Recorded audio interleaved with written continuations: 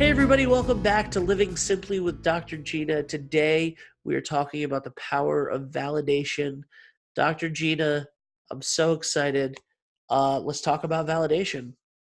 Yes, I'm really excited about this as Uh, well. I hope so. It was your idea, as Yeah. always. Uh, so obviously, validating somebody, validating children, validating your friends, validating your family, um, and being validated.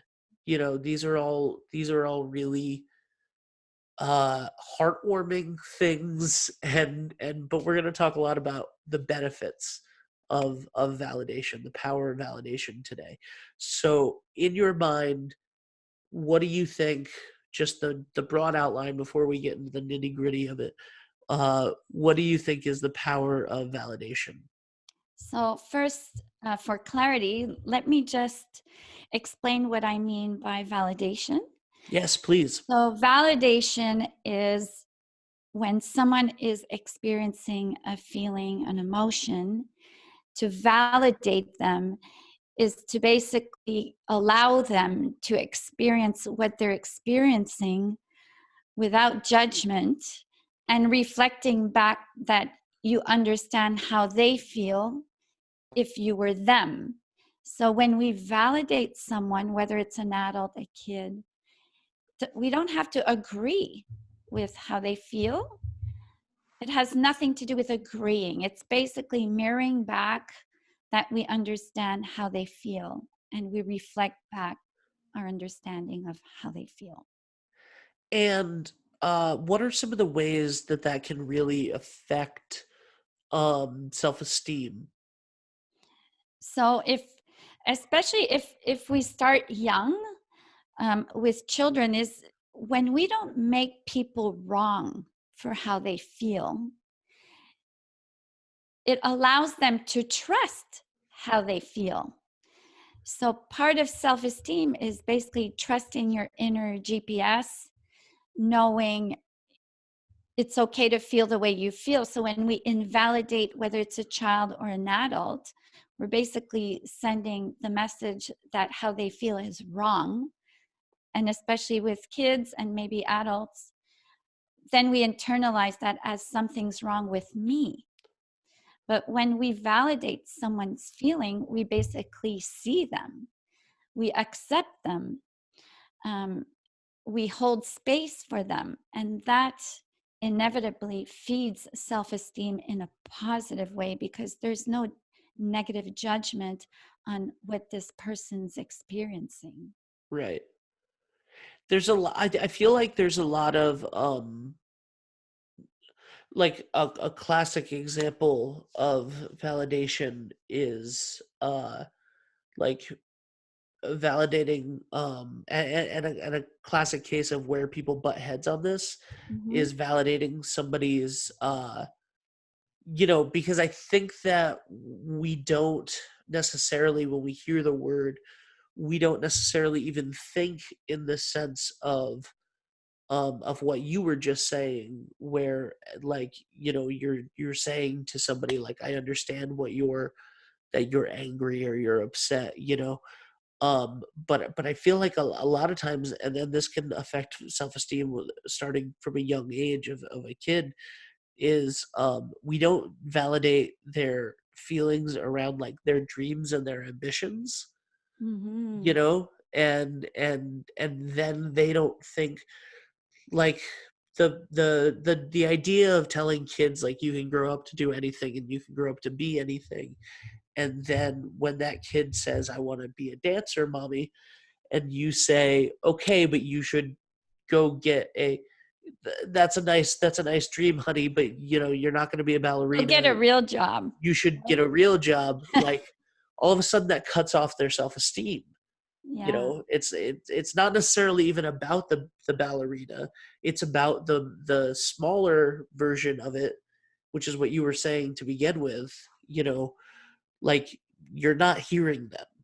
You're not hearing them, you're not seeing them, and you're imposing your own agenda on them and your own um fears. and then, so as far as self-esteem goes, that that really can like cut somebody off as far as like I'm not good enough to be heard, Yeah, or I'm I'm not not good to enough be to be a valid. trusted. Yeah, I can't trust um, what I love, what I like. It creates self doubt. Um, and again, self judgment. I see a lot now with young adults I'm working with who are highly anxious and struggling. They've internalized this being invalidated by their parents. You know, parents mean well, but without knowing they're invalidating, because usually when people don't argue with you sharing joy, where we get trumped up is when we share what we label as a negative feeling, and we're like, no, no, you're fine, you'll be okay, no, it's not this, no, it's not that. And then you bypass the process of um, processing that emotion. If that child feels that, allow them to feel that, so that the emotion can be seen and heard, and then that allows the child or the adult to process it. Then we can talk about alternatives or just hearing them out. right. So when a so like for example, if a child doesn't want to eat dinner, Yeah. right, and they are and you get into a fight with them about dinner, uh, you're denying. I'm asking this more than I'm saying it Okay. definitively, but are you denying that they're not hungry by saying no? You have to eat right now. Like Well, so this is the first time. I would check why they don't want to eat, right? Right. But let's assume Yeah. they don't want to eat because they're really not hungry. Yeah. And we keep pushing. Well, they're learning, okay, I'm not hungry, but I guess I have to eat anyways. And then we wonder when they grow up, while they're a bottomless pit, they keep eating even when they're not hungry. And it's like, okay, you're not hungry. Um, you can still sit with us. But yeah, if it's denying them, then they learn to not trust that feeling. So that feeling of being full, if you invalidate that, they're learning to not trust that gut feeling. Well, I'm not hungry, why should I eat? Right. So then it's another question. If it's because they ate junk and candy, then it's a whole parenting thing, right? Yeah. It's like, okay, then you shouldn't punish them. Even if they did eat junk and they're full, well, too bad you ate junk. Now you have to eat dinner. It's then you do the discipline and the course correcting in the future, but you're like, you see, you're full now. So of course you're not going to eat dinner, but you're still going to sit with us because we want to spend time together. But this is why we don't eat candy or chocolate before dinner, because then we're not hungry for the real healthy food. Right. That's what being full feels like. So Yeah. validating is, yeah, how does it feel in your belly? Yeah, that like you can't get more food in. Yeah, that's what full feels like. Or let's go to anger, right? So Yeah. let's go to anger because I think that that's even a better example.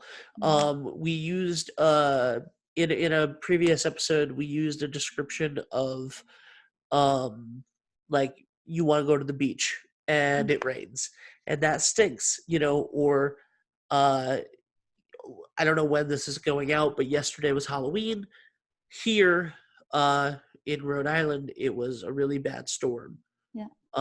for Halloween, and trick or treating was almost canceled, and people were freaking out about whether or not you should reschedule trick or treating or not. Because Halloween's only one day, or Resisting the isness of yes, it was raining. uh, and but for example, like so you have something that you want to do that's contingent on another thing that's out of your control, and then when you're out of when you want to go to the beach but it rains, or you want to do something but now mom or dad has to take you somewhere else, uh and you can't do it, right? So then that child gets angry, Yeah.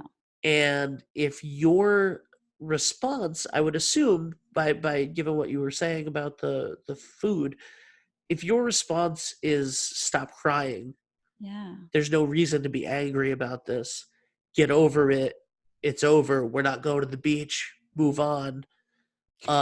You know, then then they then they don't know that they can be upset about things that are upsetting. Yeah. They It they you learn know that anger is a bad thing. But anger is a useful emotion, just as useful as all the other emotions, right? So validating it, so the kid gets all angry um, because they can't go to the beach. And let's say you decide to go to the movies. And you're like, yeah, don't cry. Be grateful. We're going to the movies. And right away we lecture. We've just skipped an important step, which is validation. So the important step would be to go, I know it sucks, doesn't it? I wanted to go to the beach too. I'm so disappointed. It's raining. I get it. You know what? I'm angry too that we can't go to the beach. So, yeah, we're all angry. You know why? We're angry because it meant a lot to us to go there. That's what anger is telling us, that this really mattered. If we weren't angry, maybe it's because, well, we didn't really care to go to the beach. But yeah, I think you and I are really angry now because we really counted on this. We had so many fun plans. And then anger can dissipate, right? Anger, sadness, frustration, whatever is the real emotion behind that. And then once the emotion is calm, once it's validated, then we can go in the thinking brain and go, okay, we can't change that. So that's the acceptance, right? What should we do instead? Oh, well, look, there's the great movie you wanted to see at the theater. Let's go. Let's go there instead today. And that's why validation is so important, because unless you validate, you cannot get to the proper um, processing and problem solving part of it, because you stay stuck in the emotional brain, Yep. and the emotional brain can't solve problems because that's not its job. And if you're cutting that off, it's like a pipe, right? So it's like a pipe, and if you're or a hose and you're putting a kink in it, Mm, then they can't get to the trusting of the emotion that you talked about, or the they can't fully process it. They can't get to it's a way to if I get angry, mom's gonna yell at me, mm, dad's gonna yell at me, you know like if I can't handle something, it's a bad thing. Like, it creates a fear around emotions. yeah, It creates a fear around feeling emotions, right? right. Especially the ones we label as negative. Like, technically, none of them are positive or negative. There's just some are pleasant and some are not as pleasant. Right. But yeah, then kids and adults become scared of emotions, and it's like, okay, let's not talk about it. Let's squash it. Let's push it away in the background. Let's do everything but process this feeling, right? I think that's a great point, and let's switch gears Yeah. to talk about adults, because I think let's talk about self-validation. Yeah.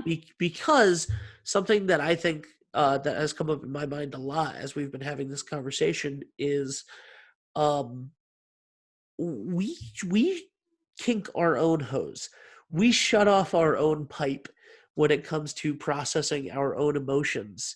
Hmm. We try to not let ourselves get angry, or we feel bad about getting angry, or we don't want to be sad, so we stuff it down, instead of accepting the emotion and validating our own emotions.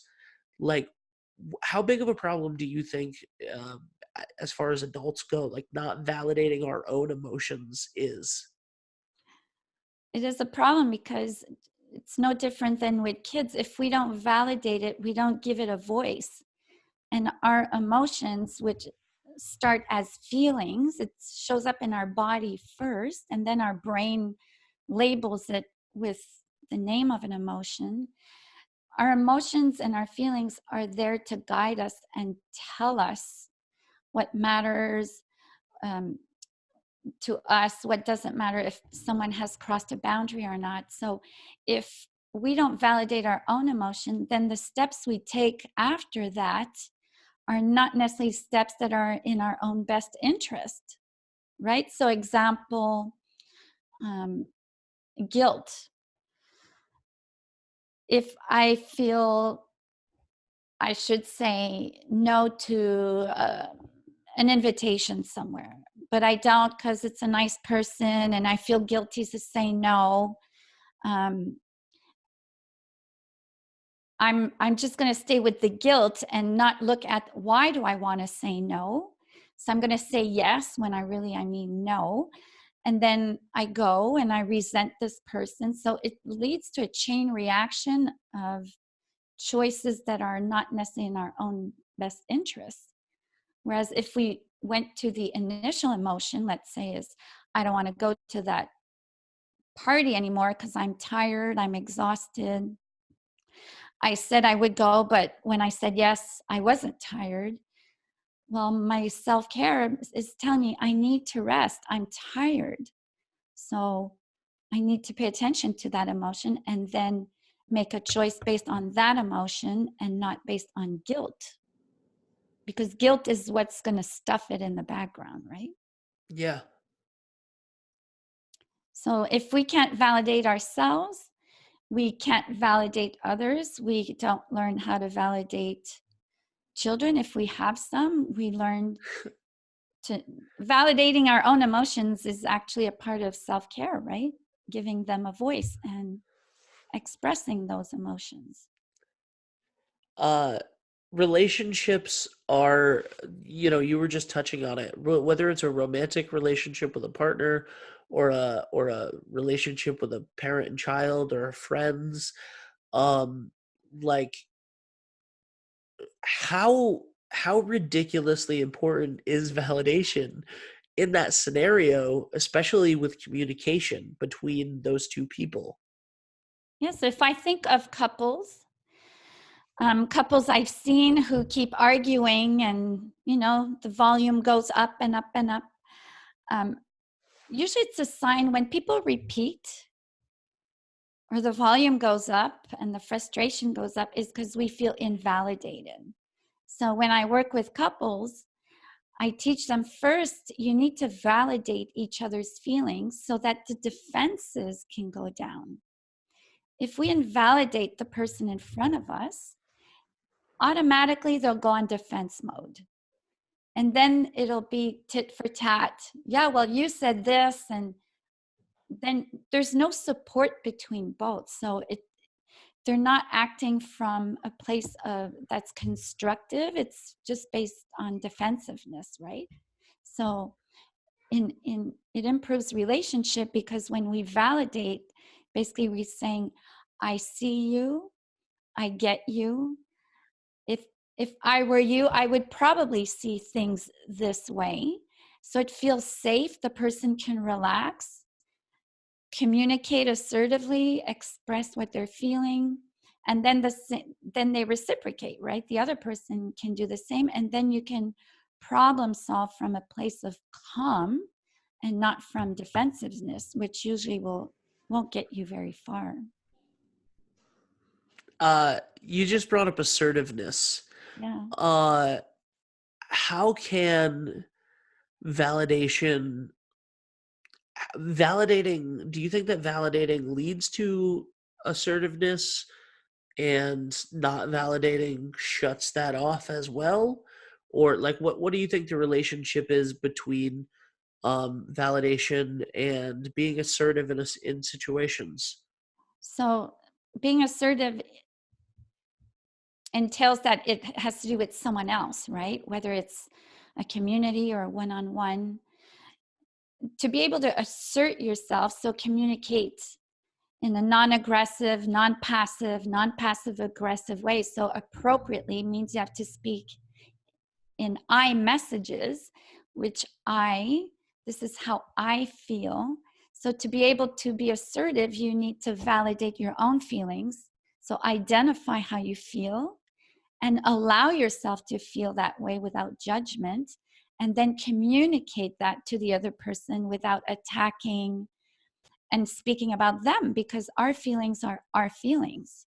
Like I think it was Eleanor Roosevelt that said, no one can make you feel inferior without your consent.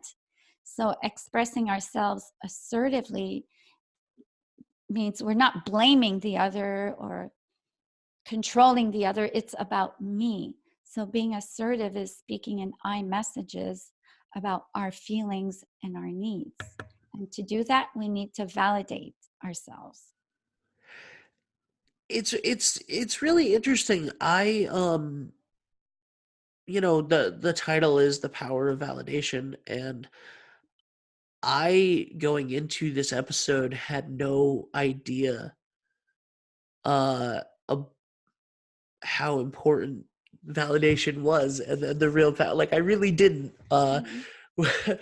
which is crazy. And you can tell. Like go back and listen to the opening of this episode, and the way that I introduced it. The way that I introduced it was something completely different than what it is, which I think is great. Like this is so much deeper than I thought, because I think that when you do, and I think that that shows, and you know, I could be the odd person out on this for sure. I think I could, but I feel like I'm probably not. Uh, I feel like we don't think about validating other people's feelings, and I feel like we don't think about validating our own feelings. I feel like we take it all for granted, Mm. and I feel like it's probably the single biggest problem with interpersonal relationships and with like depression and stuff like that, is that we just don't take the time to accept that this is happening, Yeah. to accept that this is that person's point of view, to accept that this is the emotion that that person is feeling. Like we're all living in our own created worlds in Hmm. our head, and we're projecting onto other people what we think they should feel, what we should think their responses should be, what we think our responses should be. Like I feel like we are living in a simulation. It's just in our own head, Yeah. and we're not accepting the world around us, and that's causing a lot of friction between everything. And the answer to that, I now know, is validation. Yeah. And it connects to the four agreements, right? It's a lot easier to validate ourselves and others. So if we think of others, if we don't make assumptions, if we don't take their emotions personally, if we know how they react is about them, it's not about us, then we can validate them. And again, like you come back to the word acceptance. Acceptance doesn't mean I have to agree. I just have to see things for what they are without taking it personally. And then it's easier to validate because it gets you off the hook. You don't need to agree. You just need to see things based on the other person's projections. Like you said, that's how they see the world. That's how they perceived something. And if they perceived a situation in a certain way, of course they would be sad or angry or happy because that's how they experienced it, which has nothing to do with us. Hmm. Well, it's time for our moments of gratitude to end the show. And I have a couple different things that I could say. First of all, I just want to say, because I'll go first, because you should go second. Um, I mean, you should end is not you should go second. You should end. Is how I want to frame I that. got it. Uh, but first, I want to say that I'm grateful for you, Gina, and for these conversations and for this, because as I said, I learned something great today. Awesome. In the last 25 minutes during this show. Um, Secondly, today is I'm grateful for this. And I'm gonna do a whole video that will already be out by the time you're watching this, and you can find me and check that out if you're interested. But 10 years ago today, uh, I almost died. Wow. Um, I had H1N1, Oh, swine flu, yeah. as it was commonly known.